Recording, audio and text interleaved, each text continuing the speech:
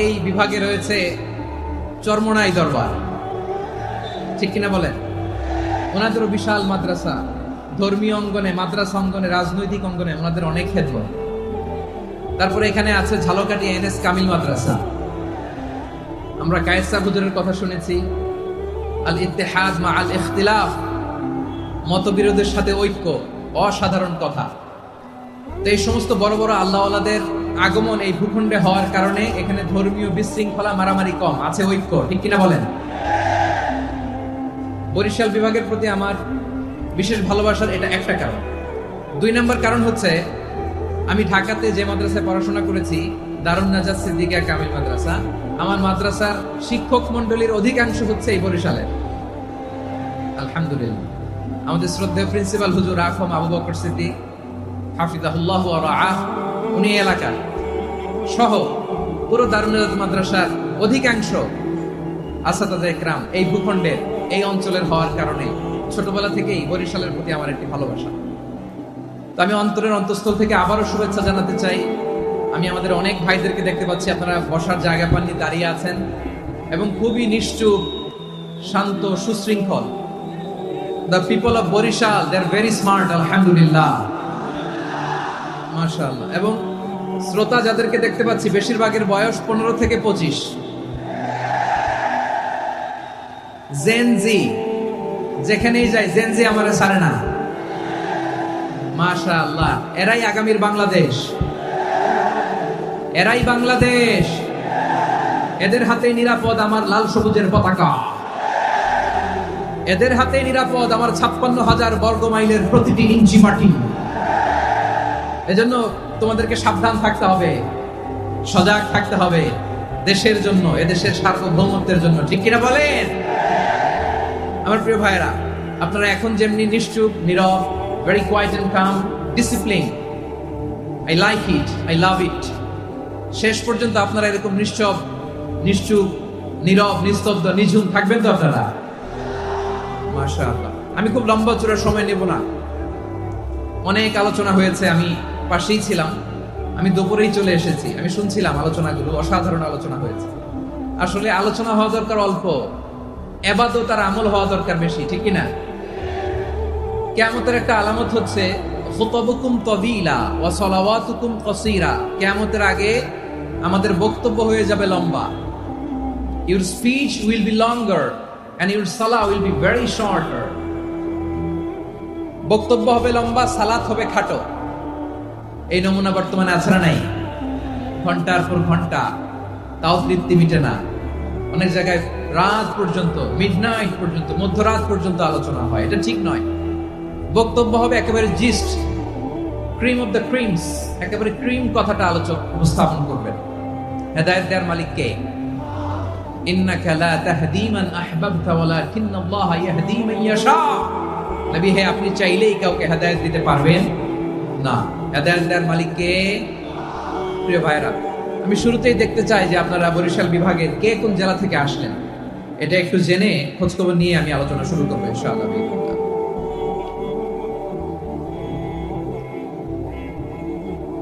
প্রিয় ভাইয়েরা, আমি দেখতে চাচ্ছি আপনাদের এই বরিশাল বিভাগের ভোলা জেলা আছে না একটা, দ্বীপ জেলা, ওখান থেকে কেউ আসতে পারছেন নাকি? হ্যাঁ, আল্লাহু আকবার, আসছে তো, ওই যে হাত দেখা যাচ্ছে। সর্বনাশ, মাশাআল্লাহ, ঠিক আছে, আল্লাহ আমার ভাইদেরকে তুমি কবুল করো। বরগুনা জেলা থেকে কেউ এসেছেন আজকের প্রোগ্রামে? ইয়া সালাম, মাশাআল্লাহ, মাশাআল্লাহ, ওয়েলকাম, ওয়েলকাম, ঠিক আছে। পিরোজপুর জেলার কেউ এসেছেন? পিরোজপুর জেলা থেকে মাশাআল্লাহ অনেক ভাইরা এসেছেন। ঝালকাঠি,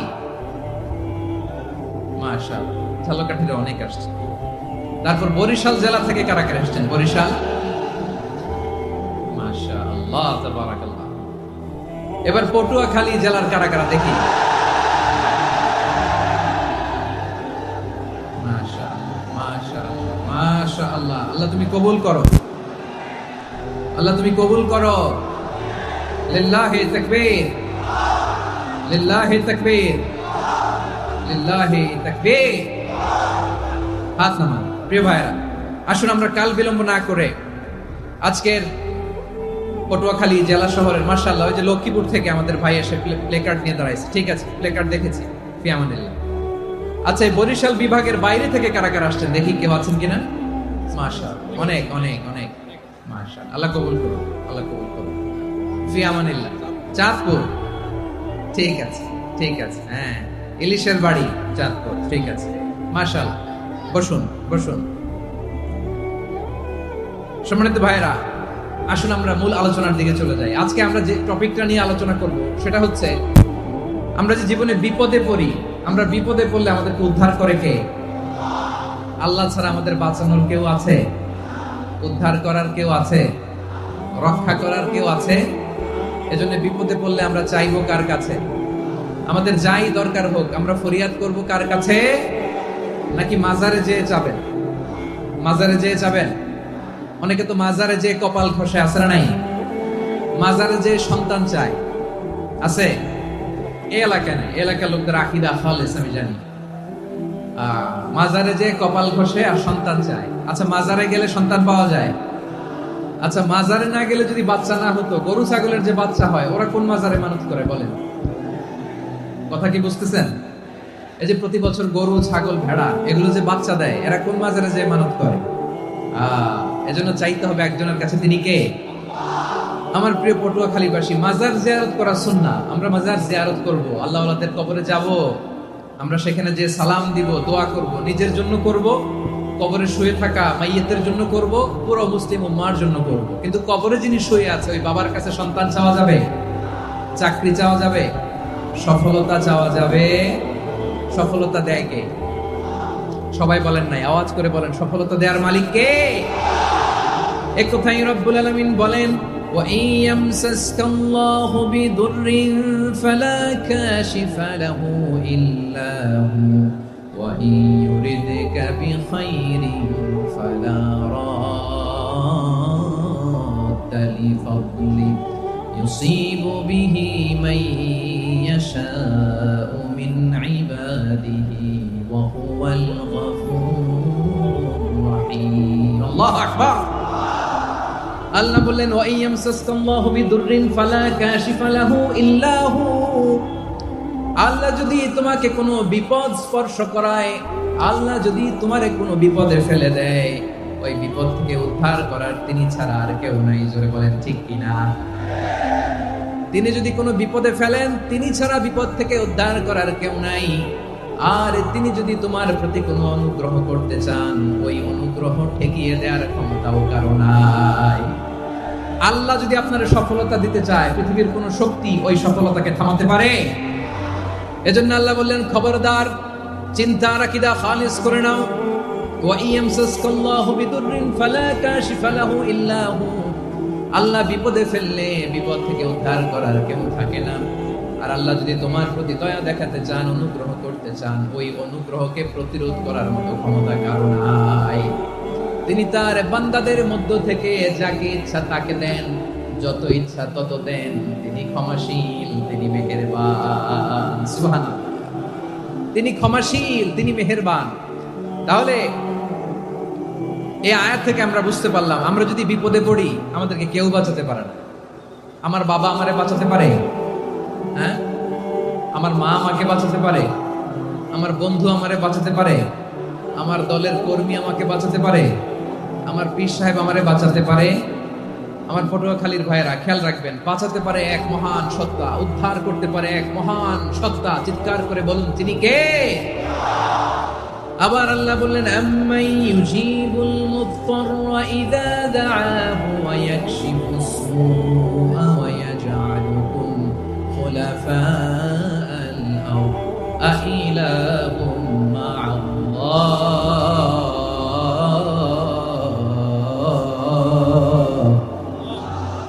ক্বালিলাম মা তাযাক্কারুন। রব্বুল আলামিন বলেন, বিপদে পড়ে কাতর কণ্ঠে চিন্তাগ্রস্ত হয়ে যখন কেউ ফরিয়াদি হয়ে আল্লাহর ডাকে হাত তোলে, তখন ওই ব্যক্তির ডাকে সাড়া দেয় কে? সবাই বলুন। কাতর কণ্ঠে বিপন্ন অবস্থায় আপনি যখন কেঁদে কেঁদে হাত তুলে আপনার দুঃখের কথা জানান, আপনি যখন ডাকেন তারে, তখন আপনার ডাকে সাড়া দেয় কে? আল্লাহ বলে আমি সাড়া দেই, তোমাদের বিপদকে মুক্ত করে দেয় কে? ওই আল্লাহর সাথে কোন উপাস্য আছে নাকি? কিন্তু খুব অল্প সংখ্যক লোকই তোমরা উপদেশ গ্রহণ করো কথাটা কার? তাহলে বিপন্ন মানবতা যখন কাঁদে, মানুষ যখন বিপদে পড়ে নিরুপায় হয়ে ফরিয়াদ করে, তার ডাক শোনার কেউ নাই একজন ছাড়া। চিল্লায় বলেন তো তিনি কে? এজন্য আমরা ফরিয়াদের হাত কার দিকে তুলব? প্রিয় পটুয়াখালী বলেন, ফরিয়াদের দুটো হাত আমরা কার দিকে তুলবো? এবং খেয়াল রাখতে হবে, মাথার সাথে সেট করে নিতে হবে, আল্লাহ ছাড়া আমাকে উদ্ধার করার কেউ নাই। এই পৃথিবীতে কেউ আপন না। প্রিয় ভাই, বিপদে পড়লে বোঝা যায় কেউ আপন না। আপন শুধু একজন মহান সত্তা, তিনি কে? এটা কি আপনারা খেয়াল রাখতে পারবেন? হ্যাঁ, বিপদে আপদে কেউ আমাদের বাঁচাতে পারে না, তরাতে পারে না, মুক্তি দিতে পারে না, উদ্ধার করতে পারে না, একমাত্র আমার প্রভু ছাড়া, আল্লাহ ছাড়া। চিল্লায় বলেন ঠিক কিনা? এবং প্রিয় পটুয়াখালীর ভাইয়েরা, মাথার সাথে এটা সেট করে নিতে হবে যে আমাদের পুরো জীবনটাই পরীক্ষা। পুরো জীবনটাই কি? The life is a test. পুরো জীবনটাই পরীক্ষা। এই জীবনে বিপদ আসবে, আপদ আসবে, পরীক্ষা আসবে, সবার জীবনে এটা থাকে। এক একজনের পরীক্ষা এক এক রকম। আমার পরীক্ষা একরকম, মাসুদ ভাইয়ের পরীক্ষা একরকম, চৌধুরী সাহেবের পরীক্ষা একরকম, আপনার পরীক্ষা একরকম, ওনার পরীক্ষা আবার আরেক রকম। পুরো পৃথিবীটাই পরীক্ষা ক্ষেত্র, সবাই পরীক্ষা দিচ্ছি, কিন্তু কারো পরীক্ষা প্রশ্নের সাথে কারোটার মিল নাই। সুবহানাল্লাহ পড়বেন না? পুরোটাই পরীক্ষা ক্ষেত্র, সবাই পরীক্ষার্থী, কিন্তু প্রশ্নপত্র একটার সাথে আরেকটা মিলে না। One doesn't match the other. একজনেরটার সাথে আরেকজনেরটা মিলে না। কাউকে আল্লাহ তাআলা ধনী বানিয়ে পরীক্ষা করেন। কি বানিয়ে? কথা কি বুঝতেছেন নাকি কষ্ট হচ্ছে? কষ্ট হচ্ছে আপনাদের? কাউকে আল্লাহ ধনী বানিয়ে পরীক্ষা করেন, আবার কাউকে আল্লাহ তাআলা গরিব বানিয়ে পরীক্ষা করেন, কাউকে আল্লাহ অসুস্থ বানিয়ে পরীক্ষা করেন। কেউ দেখবেন যে দুরারোগ্য ব্যাধিতে আক্রান্ত, ডাক্তার বলেছে আর সময় নাই, দুরারোগ্য ব্যাধি, ক্যান্সার, যার নেই কোনো অ্যান্সার, তার জন্য পরীক্ষা হচ্ছে এই রোগ। আরেক লোক দেখবেন তার আবার রোগ বালাই নাই, মাশাআল্লাহ, তাকে আল্লাহ তাআলা আর্থিক দৈন্যতা, দারিদ্রতা দিয়ে পরীক্ষা করছেন। এরকম আছে না নাই? টাকা পয়সা নাই, দিন আনে দিন খায়, যা আছে তাতে চলে না, এটা তার জন্য পরীক্ষা। আবার আরেক শ্রেণীর লোক দেখবেন তাকে আল্লাহ অসুস্থতাও দেয় নাই, দারিদ্রতাও দেয় নাই, তার দাম্পত্য জীবনের সমস্যা আছে না নাই? স্ত্রী কথা শোনে না, অথবা ছেলে মেয়ে কথা শোনে না। তাহলে পরীক্ষা সবার জীবনে আছে, এক একজনের পরীক্ষাটা এক এক রকম। আল্লাহ তাআলা দেখতে চায় যে এই পরীক্ষার সময় আমরা কিরকম রেসপন্স করি, how to deal with the test. কিভাবে এই বিপদ আপদ পরীক্ষাগুলোকে আমরা হ্যান্ডেল করব, ডিল করব, এটা হচ্ছে আজকের আলোচনার বিষয়। বুঝতে পেরেছেন সবাই আমার প্রিয় ভাইয়েরা? তাহলে পরীক্ষাময় আমাদের জীবন, বিপদ আপদ পরীক্ষা, এটা মানুষের পিছু ছাড়ে না। সবার জীবনে পরীক্ষা আছে। নবীদের জীবনেও পরীক্ষা ছিল। সাহাবারা জিজ্ঞেস করেছেন, ইয়া রাসূলুল্লাহ, আইয়ুন নাসি আশাদ্দু বালাআন ফিদ দুনিয়া, এই দুনিয়ার বুকে কাদের পরীক্ষা সবচেয়ে বেশি? বিশ্বনবী বলেছেন, আল আম্বিয়া। এই পৃথিবীতে সবচেয়ে বেশি পরীক্ষা আল্লাহ তাআলা নিয়ে থাকেন নবীদের। কাদের? নবীদের। সুম্মাল আমসাল ফাল আমসাল, এরপরে নবীদের পরের স্তরে যারা, তাদের পরীক্ষা। এরপরে তাদের পরের স্তরে যারা, তাদের পরীক্ষা। সিদ্দিকিনদের, শুহাদাদের, সালিহিনদের, আল্লাহওয়ালাদের। যার ঈমান যত মজবুত, তার জীবনে পরীক্ষাও তত বেশি। চিল্লায় বলেন ঠিক কিনা? তাহলে মুমিনরা, বিশ্বাসীরা, আমরা কি পরীক্ষা বিপদ আপদে ভয় পাই? হ্যাঁ, বিপদ দেখলে ভয় লাগে আপনাদের? ভয় লাগে? হ্যাঁ না, মুমিনরা বিপদে ভয় পায় না, তারা হতাশ হয় না, সুবহানাল্লাহ, তারা নিরাশ হয় না। বিশ্বাসীরা হাল ছেড়ে দেয় না, তারা ভরসা রাখে একজনের উপর। চিল্লায় বলতে হবে তিনি কে? কারণ মুমিন জানে the grief isn't permanent, the test isn't permanent, the struggle in our life isn't permanent. আমাদের জীবনের দুঃখ, কষ্ট, স্ট্রাগল, এগুলো পার্মানেন্ট নয়। after every difficulties there is an ease. সব কষ্টের পরেই একটা সুখ আছে না নাই? রব্বুল আলামিন বলেন, ফা ইন্না মাআল উসরি ইউসরা, ইন্না মাআল উসরি ইউসরা, ভয় পেও না, চিন্তা করো না, কষ্টের সাথেই আমি রেখে দিয়েছি স্বস্তি। সুবহানাল্লাহ বলেন। মুমিন জীবনে বিপদ যত বেশি, কষ্ট যত বেশি, তার সামনে সফলতা তার চেয়েও বেশি। ঠিক কিনা বলেন? কারণ বিশ্বাসীরা জানে রাত্রি যত গভীর হয়, সুবহে সাদিকের সময় তত আগাতে থাকে। গর্ভবতী নারীর পেটের ব্যথা যত বাড়তে থাকে, ঘরে নতুন মেহমান আগমনের সময় ঘনাতে থাকে, মুমিনদের উপর বিপদ, অত্যাচার, আপদ, পরীক্ষা যত বাড়তে থাকে, কালেমার পতাকা উড্ডয়নের সময় কাছে আসতে থাকে। বিশ্বাসীদের এগুলো হিসাব মিলানো অনেক আগে, এগুলো অনেক আগে হিসাব মিলানো। দুঃখের আধার শেষে সুখের আলো মিটি মিটি হাসে, চিল্লায় বলেন ঠিক কিনা? দুঃখের আধার শেষে আলোর প্রভাত হাসে, হতাশার কালো মেঘে যাই গো ভেসে, হতাশার কালো মেঘে যাই গো ভেসে। দুঃখের আধার শেষে আলোর প্রভাত হাসে, হতাশার কালো মেঘে যাই গো ভেসে, হতাশার কালো মেঘে যাই গো ভেসে। কোরআনে দুঃখের আধার শেষে আলোর প্রভাত হাসে, হতাশার কালো মেঘে যাই গো ভেসে, হতাশার কালো মেঘে যাই গো ভেসে। ঠিক কিনা বলেন? দুঃখ যত বেশি, পরীক্ষা যত বেশি, কষ্ট যত বেশি, সুখের সময় তত কাছাকাছি, চিল্লায় বলতে হবে ঠিক কিনা? এজন্য মুমিন জীবনে পরীক্ষা বেশি, মুমিনদের হতাশা নাই। মুমিনরা নিরাশ হয় না, হতাশ হয় কাফিররা। মুমিনরা কখনো হাল ছেড়ে দেয় না, মুমিনরা ভরসা রাখে একজনের উপর, তিনি কে? তাহলে আমার প্রিয় পটুয়াখালীবাসী, বিপদ থাকবে, পরীক্ষা থাকবে, এই বিপদ থেকে আমাদেরকে উদ্ধার করবেন একজন, তিনি কে? আমরা শুধু আল্লাহর উপরই ভরসা রাখবো। রাজি আছেন তো? চাইবো একজন সত্তার কাছে, আওয়াজ করে বলুন তিনি কে? একজন সত্তার কাছে চাইবে। বিশ্বনবী ওনার চাচাতো ভাই আব্দুল্লাহ ইবনে আব্বাস রাদিয়াল্লাহু তাআলা আনহুকে বললেন, ইয়া আব্দুল্লাহ ইবনে আব্বাস, হে আব্দুল্লাহ ইবনে আব্বাস, ইদা সাআলতা ফাসআলিল্লাহ, যখন চাইবে আল্লাহর কাছে চাও। ও আব্দুল্লাহ, যখন চাইবা আল্লাহর কাছে চাও। ওয়া ইদা ইসতাআনতা ফাসতাইন বিল্লাহ, যখন সাহায্য চাইবা আল্লাহর কাছে ফরিয়াদ করো। জেনে রেখো ও আব্দুল্লাহ, ওয়া'লাম আন্নাল উম্মাতা লাউ ইজতামাআত আলা আন ইয়ানফাউকা বিশাইইন লাম ইয়ানফাউকা ইল্লা বিশাইইন ক্বাদ কাতাবাহু আল্লাহু লাক। ও আব্দুল্লাহ, জেনে রেখো, মনে রেখো, গোটা বিশ্বের সবাই মিলে যদি তোমার উপকার করতে চায়, ততটুকুই তারা করতে পারবে যতটুকু আল্লাহ তোমার নসিবে সেটা লিখে রেখেছে। ঠিক কিনা বলেন?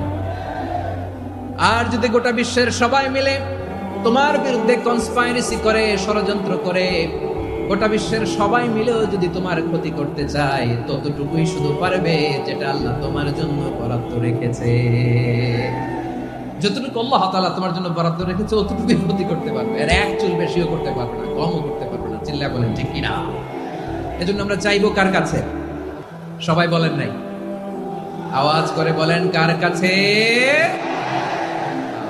সব সময় আমরা আল্লাহর কাছে চাইবো, বিপদে আপদে, সুখে দুঃখে, সচ্ছল অবস্থায় অসচ্ছল অবস্থায়, পরাজয়ের সময় বিজয়ের সময়, সব সময় আমরা ভরসা রাখবো কার উপর? সবাই বলুন। একদল লোক আছে যারা বিপদে পড়লে আল্লাহরে ডাকে, আছে না নাই? পটুয়াখালীতে মাশাআল্লাহ নাই। বিপদ আসলে আল্লাহরে ডাকে, বিপদ নাই আল্লাহও নাই। বিপদে পড়লে নামাজ পড়ে, বিপদও নাই নামাজও নাই।